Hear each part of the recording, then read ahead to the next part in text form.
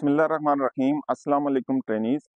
आज जो हम दफ़ा डिस्कस करेंगे वो ताज़ीरात पाकिस्तान की दफ़ा 300 और 301 है, जो कि हमें कत्ल की जो सबसे बड़ी किस्म है, जिसे आप कहते हैं कि कत्ल अमद, जो कि नीयत के साथ कत्ल है, उसकी तारीफ बयान की गई है कि ये क्या चीज़ है।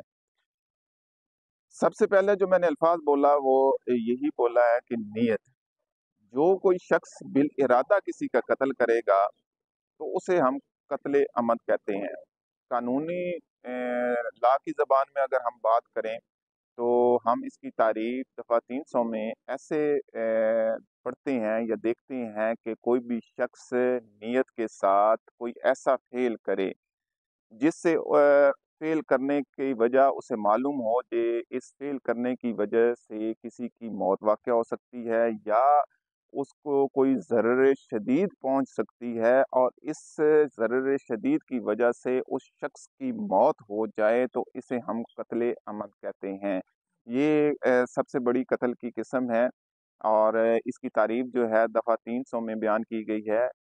दूसरा जो हिस्सा इसका बयान किया गया है जो दफ़ा 301 में है, ये भी कत्ल अमद है कि कोई भी शख्स कोई ऐसा फेल करे नीयत के साथ कि उसने कोई कत्ल करना है, किसी को किसी की जान लेनी है, तो वो कोई ऐसा फेल करता है जिससे उसे मालूम है कि इससे किसी की जान जाने का अंदेशा हो सकता है।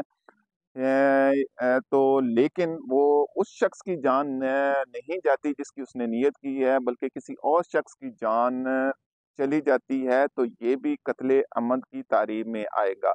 तो डियर ट्रेनीज, आज जो हमने बात डिस्कस की वो है कत्ल अमद। कत्ल अमद बेसिकली जो है वो बिल इरादा कत्ल है, यानी इरादे के साथ कत्ल है। मैंने आज जैसे कि पिछली लेक्चर्स में भी बताया कि जुर्म में सबसे जो ज़रूरी चीज़ है वो इंटेंशन है, और कत्ल अमद में भी सबसे ज़रूरी चीज़ जो है वो नीयत का है।